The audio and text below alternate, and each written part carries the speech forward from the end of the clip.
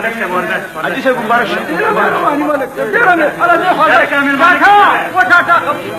دي کاکاجي تا چېرته غږ شوی وړه دي لاړه په چغو چغو شي کاکاجي ستا چغو ته غوږ کېدم که دا خلک سنبال کړم لږ رښتونه دي خلک بېته زما خبره واوره یا لکه درځم یار درالم داسې چلو کوه چې هغه درې کولم څه ډیګونه استولي دي که نه کاکاجي دا دې اوس یې ورلېږم څه خبره واوره داسې چل به وکړي چې څلور دیګه نمکین دوه خواږه اوس دستی چې ور واچوه لږ سوال جواب یې راپسې وکړه دومره ورو ډېره مهرباني دی به چې دې خوا ځئ دې خوا ځئ دې خوا ځه به دې خوا ځه مهرباني هلکه جی باباجي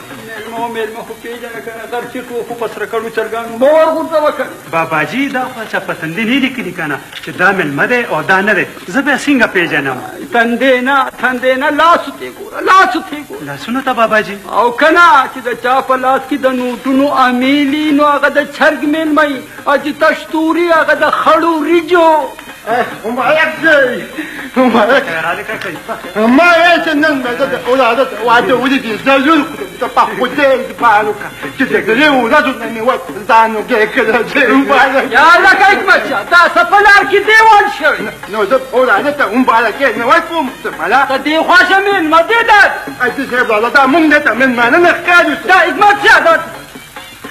دې خوا که نه نیول دې خوا چېرته ولا ما اوجدلي کې تاسو دوه ځایونو کې پخلی کړی ما به هغه ځای ته بوځئ کوم ځای کې چې چرګانې ځان پرې کړي دې خوا خبره واوره حکمت شاه دا څه وکړې مالا داسې چلوکا چې د کلي دپاره بندوبست دې خوا شوی سلام شرمې د ایدو بچو د غوپې مه ورکوه ته اوس ما هغه بوتاوي ته ور فایصل کې ته بیا څه دې خوا نه شي تلې رانه که نه دې خوا د ولادت دپاره دعاګانو باندې زمونږ د پخه شوه چې خدای دې واده وکړي او د بل کلي خلک به راځي هغه به هغه چرګان راکاږي ته وګوره ته دې خوا نه خبره دې کاکاجي بیا څه چل دی داسې چل وکړه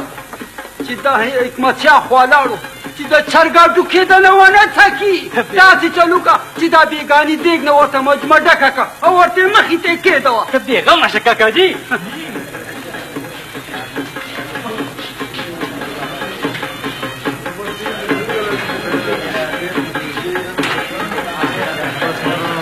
دا